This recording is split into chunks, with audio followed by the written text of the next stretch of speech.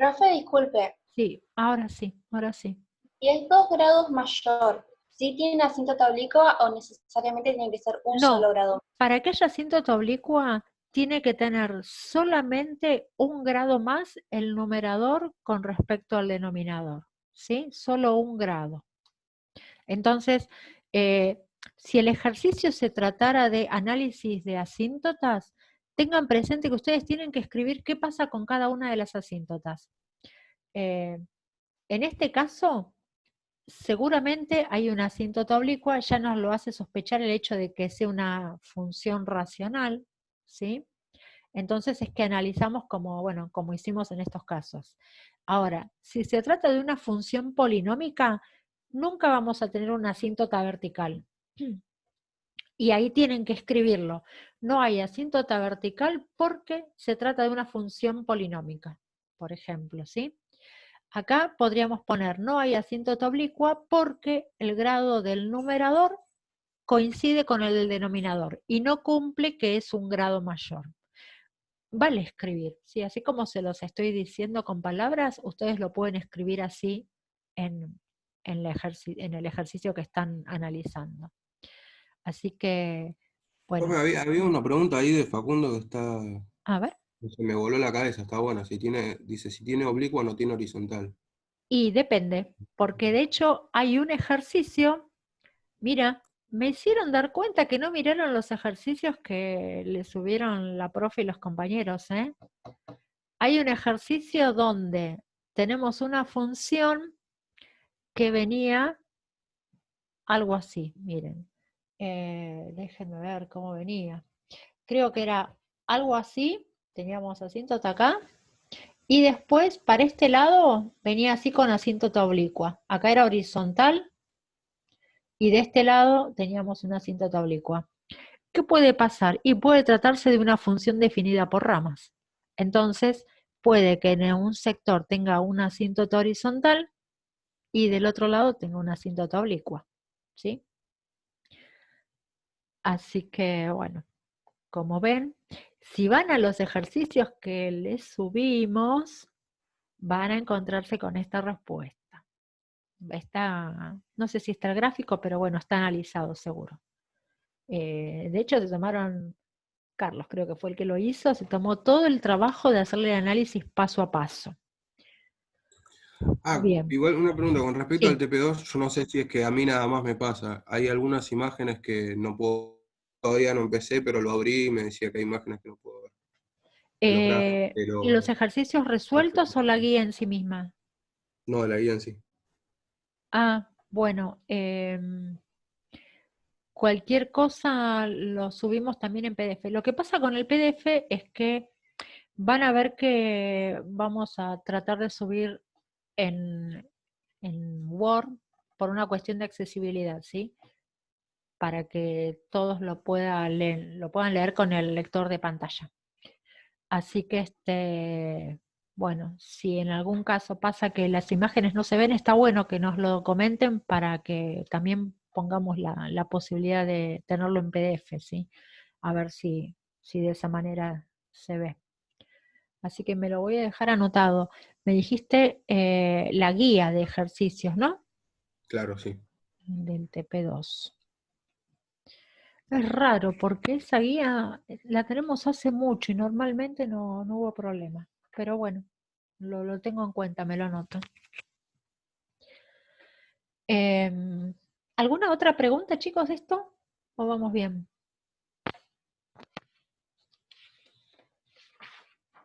A ver.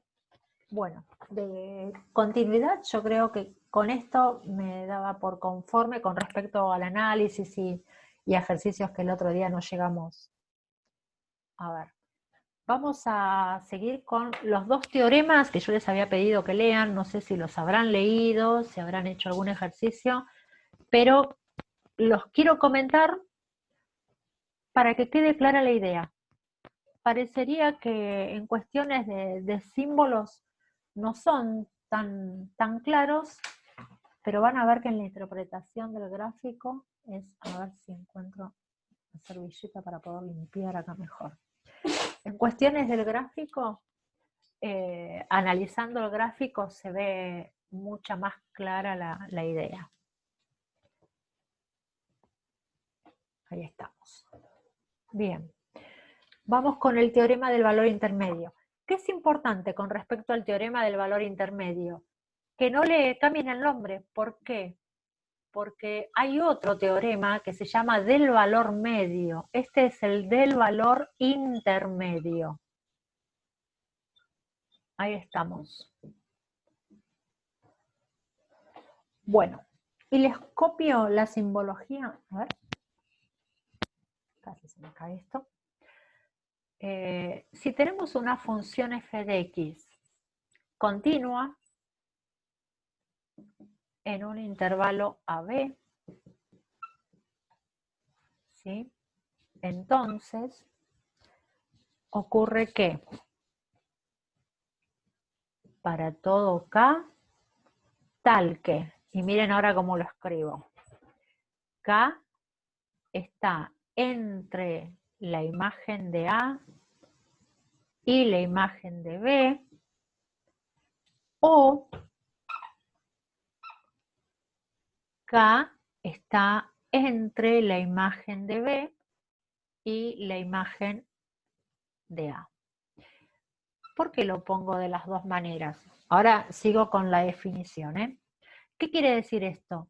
Que como se trata de una relación de orden, ¿qué me está diciendo? Que la imagen de A es menor que el valor de K y que es menor que B. Es decir, K estaría acá, yo acá tengo F de B y acá tengo F de A. No necesariamente en el medio, puede estar en cualquier lugar entre estos dos valores. O puede que ocurra al revés. Yo acá tenga F de B y acá F de A.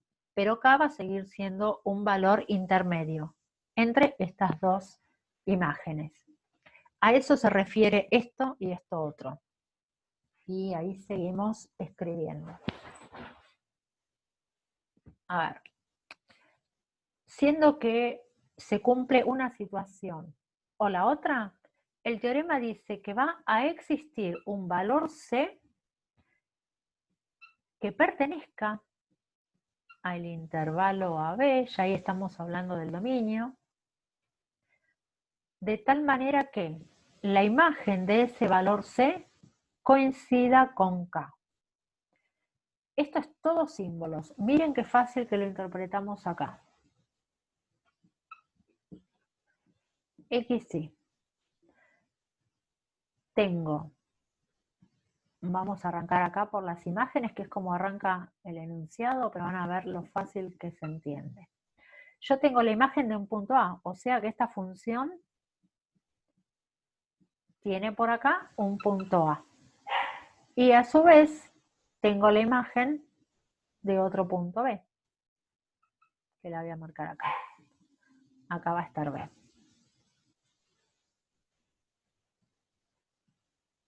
Bien. Imagen de A, imagen de B, ¿sí? ¿Qué me dice?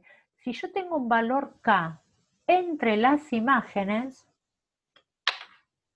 por ejemplo, tengo un K acá, ¿qué pasa?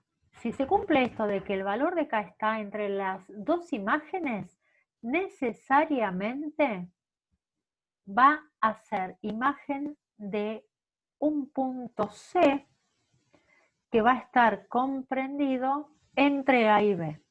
Eso es lo que nos está diciendo todo este teorema. Que si yo tengo la imagen intermedia entre otros dos valores, va a corresponder a una preimagen que va a estar en el medio de ese intervalo AB. En el medio no necesariamente en la mitad, sino que va a ser un punto comprendido entre A y B. Toda esta explicación de acá es el f de c igual a k. ¿Qué quiere decir? Que va a existir algún elemento de este sector que tenga como imagen acá. ¿Sí? Voy a abrir la puerta y ya estoy. Vamos.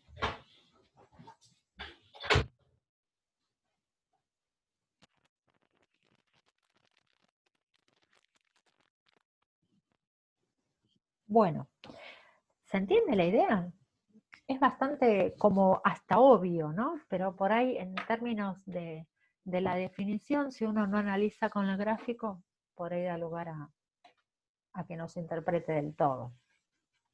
Bien, ¿qué puede pasar con respecto a este teorema? Que les pidamos que verifiquen si se cumple o que no se cumple, si se cumple o si no se cumple. A ver, ahí están comentando algo. Bueno, ¿qué hacemos para saber si se cumple? Primero tenemos que demostrar esta parte, que la función sea continua en AB. ¿Sí? Por ejemplo, supónganse que yo les doy una función f de x igual a, vamos a hacerla bien fácil, 3x menos 2 y quiero que lo analicemos en 1,5. Bueno, ¿ustedes qué me dirían? Esta función, ya de por sí, por ser una función polinómica, es continua en todo su dominio. Entonces, ¿es continua en 1,5? Sí, es continua por ser polinómica. Ya resolvimos una primer parte. Estamos cumpliendo con esta parte de las condiciones del teorema. ¿Qué más tendríamos que hacer? Tendríamos que encontrar f de A y f de B. F de 1, buscamos la imagen. F de 5, buscamos la imagen. ¿Sí? Lo que sea. Ahora, ¿en qué valor K lo queremos analizar? Supongamos que lo queremos analizar, a ver, déjenme hacer una cuentita rápida para saber si nos va a dar o no nos va a dar. Tengo para 1, me queda 1, para 5, me queda 13. Bueno, supónganse que yo les digo analizarlo para K igual a 16. Ya habíamos dicho, mirando eso, que la función es continua. K, ¿está comprendido entre f de 1 y f de 5? No, perfecto. Entonces, ¿aplica el teorema? No, tenemos que decir no aplica el teorema porque K no pertenece a, ¿dónde estamos? No, f de, ¿dónde estamos? Me perdí. Porque K no está comprendido entre f de 1 y f de 5. Ahí está. ¿Sí? Ahora, si yo les dijera, pensémoslo para K igual a 10. Y ahí sí me fijo. Fíjense. K estaría cumpliendo que está entre las imágenes de los extremos. Entonces, ahí tendría que decir, bueno, ¿y cuál será ese C para el que se cumple esta condición? ¿Qué hacemos? Vamos a hacer ese pedacito para 10. Si K es 10, ¿sí? K está entre f de 1 y f de 5. Esto lo estamos cumpliendo. Entonces, ¿cuánto vale f de C igual a 10? ¿Sí? ¿Cuál será el C? Esto es lo que nos estamos preguntando. ¿Cuál era nuestra fórmula? 3 por x menos 2. Si tengo 3, por ese valor C, que va a ser el que le corresponde a x, ¿no? Menos 2, y me tiene que dar 10, ¿sí? Porque me daba el resultado, fíjense, yo tengo que averiguar este C de tal manera que su imagen sea 10 en este caso. Entonces, ¿sé quién va a ser? 10 más 2, todo dividido 3. Bueno, cuando C vale 12 tercios, ¿sí? La imagen me da 10. Esa sería la forma de verificarlo. A ver, ahí está. 12 o, a ver, no, sí, 12, ¿no? 12 tercios, no 8. Sí, no hay problema, ahí me di cuenta. Genial. Bueno, eso sería lo que uno haría para verificar el teorema. Ustedes tienen igual los ejercicios, son poquitos, 1 o 2 en la guía de cada uno de los teoremas. Pero bueno, ¿qué es lo importante? Que tengan presente esto, que si tengo una imagen comprendida entre otras dos, siempre que la función sea continua, esa imagen va a corresponder a un punto que va a estar comprendido dentro del intervalo en el que estoy trabajando. Bien, nos vamos al otro teorema, que es el de Bolzano, que también es un teorema importante. Ay, borré lo de las imágenes. Después me voy a olvidar. Claro, se cumple, en ese caso sí se cumple, sí. Imágenes, el TP2 me dijeron, ¿no? Lo de las imágenes, que lo borré justito. Me parece que sí que era el 2.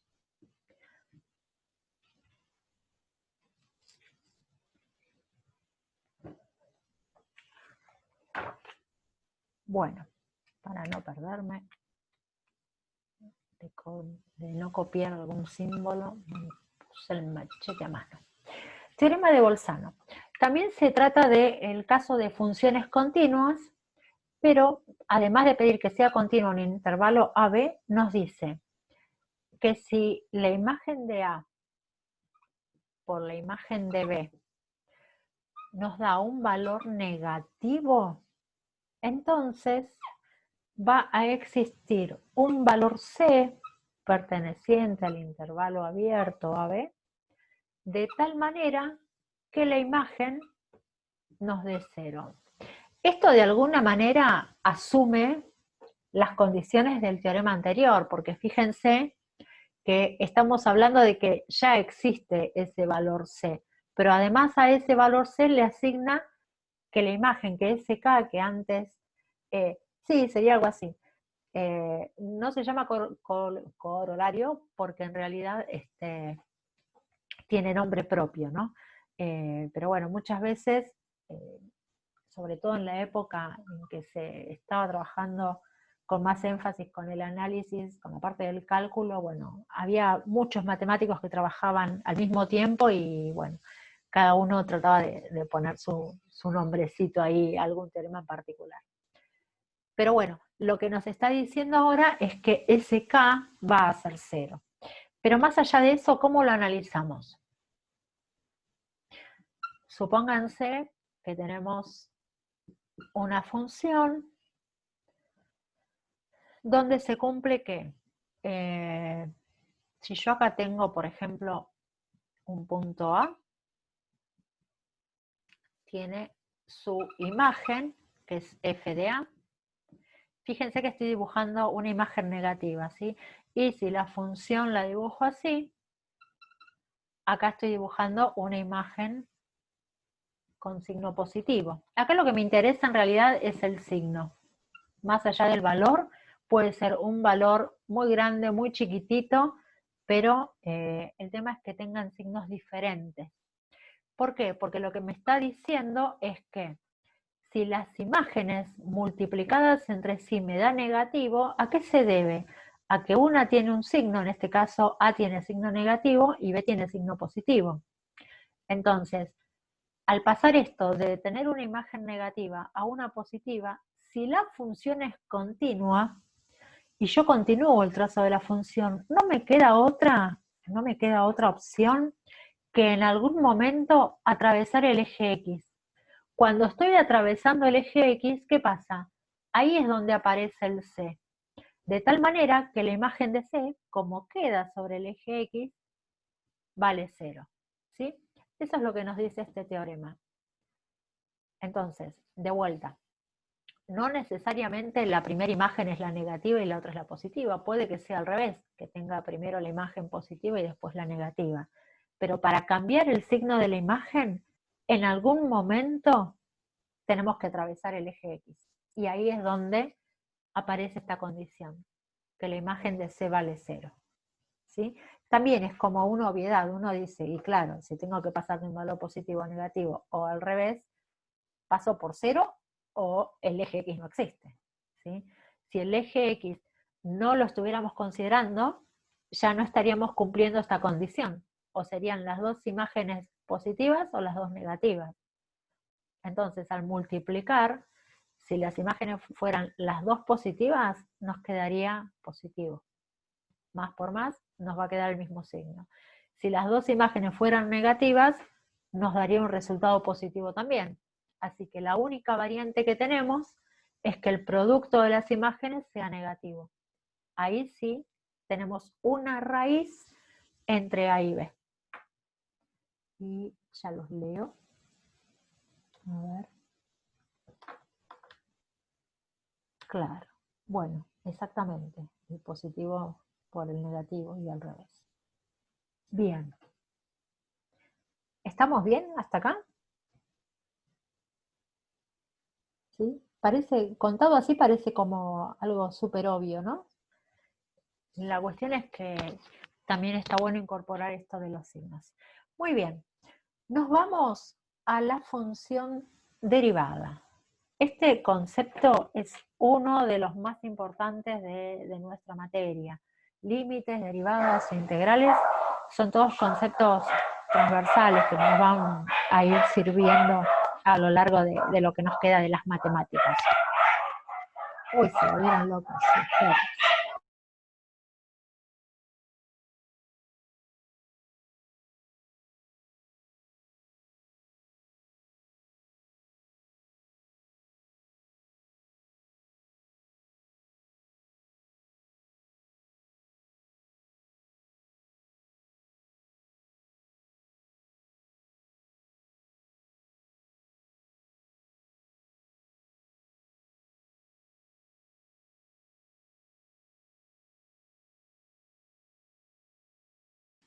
Profe, perdón, de la otra vuelta me había quedado una duda sobre el tipo de discontinuidad que puede tener imagen pero no límite.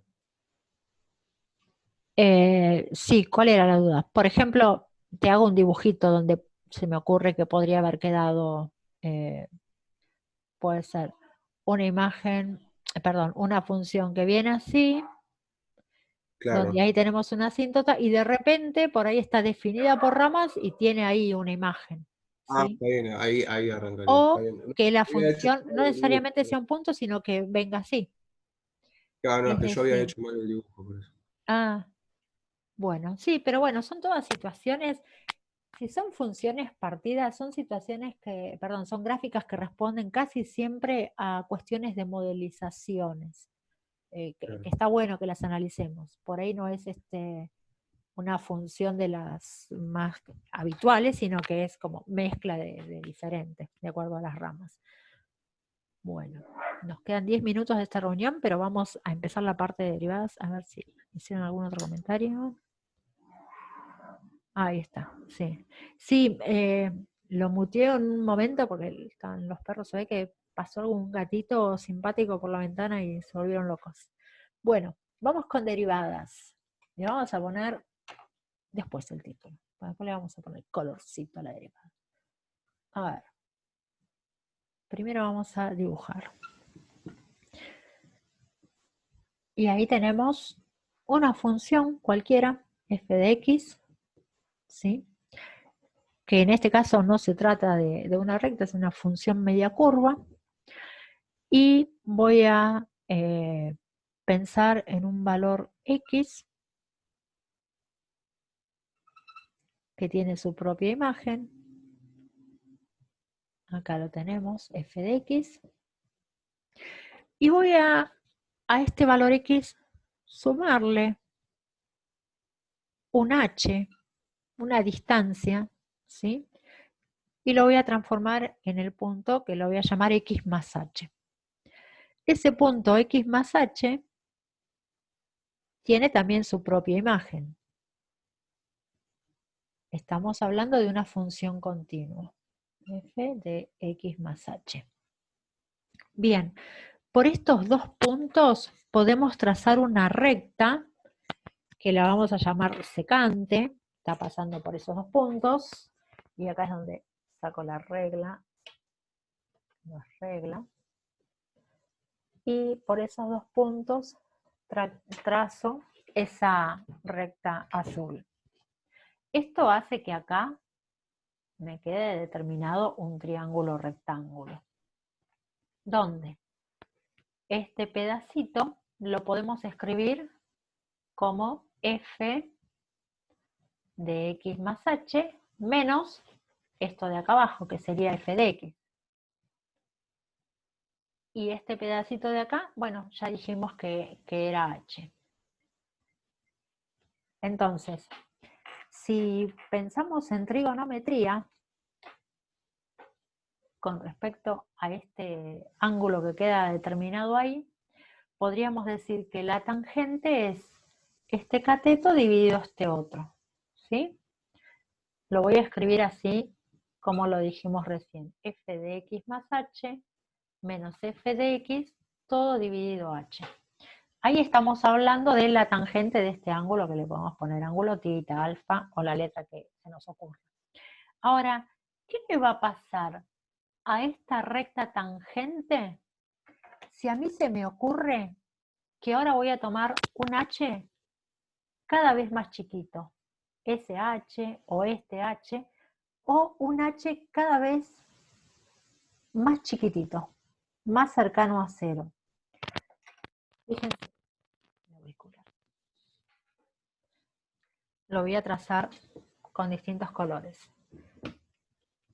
Si yo achico el h, se me cae todo, hasta acá. Fíjense, ahora estoy ahí, el punto está sobre la función, la que es como un arco. Cuando trazo la recta sigue siendo secante, sigue cortando en 2 puntos.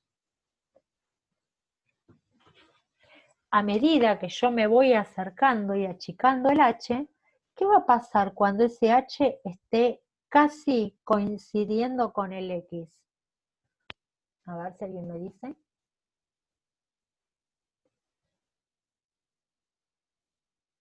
Claro, se acerca muchísimo. Sí, después volvemos a entrar si se corta, nos quedan igual 5 minutos.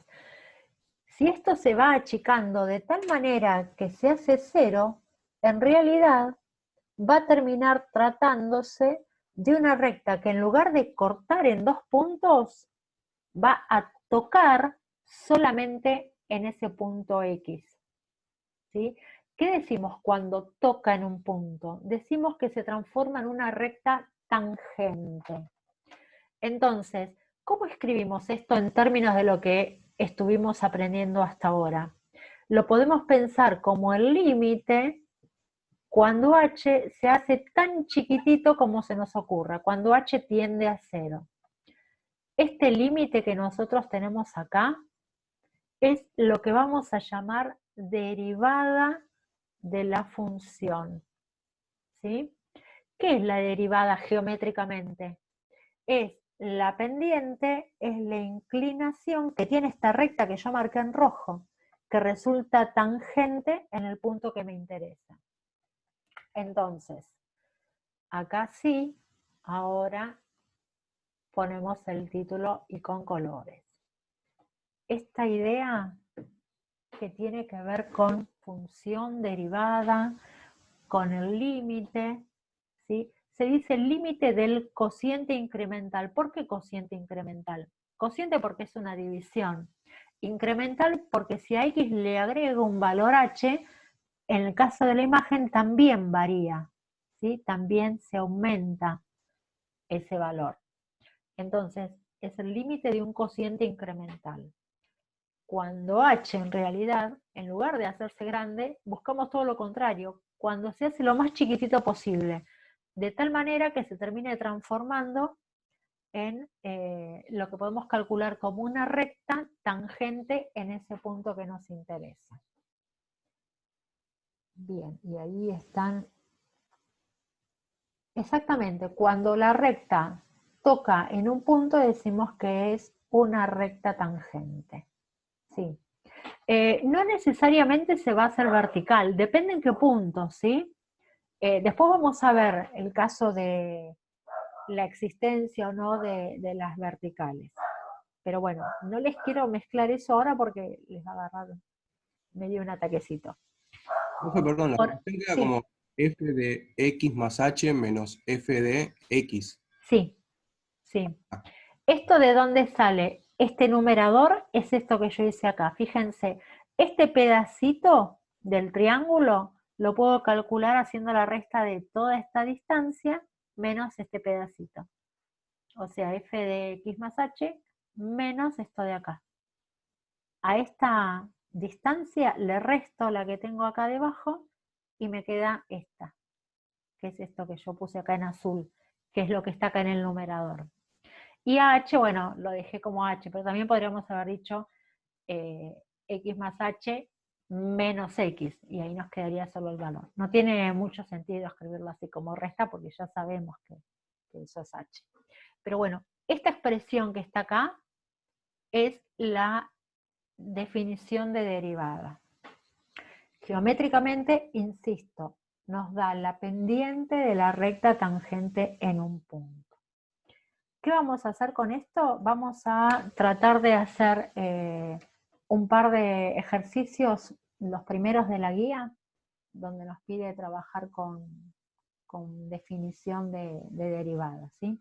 Después van a ver que es solamente para que sepan que se puede y cómo se hace, pero no vamos a trabajar siempre con la definición. Vamos a ver que podemos calcular las derivadas a partir de tablas, de fórmulas directas, ¿sí? No vamos a necesitar usar esta definición. En la guía de a ver. Claro, exactamente eso es lo que vamos a tratar de hacer ahora. Primero un ejercicio general y después un ejercicio donde tengamos que calcular la recta tangente a una función. Tal cual. Sí, es eso, Franco. Bueno, voy a ir copiando mientras se corta, voy borrando y en cuanto se corte y me deje, porque se pone a grabar y no me deja entrar enseguida, ya volvemos a entrar. Así que voy buscando el ejercicio y vamos a hacer eso.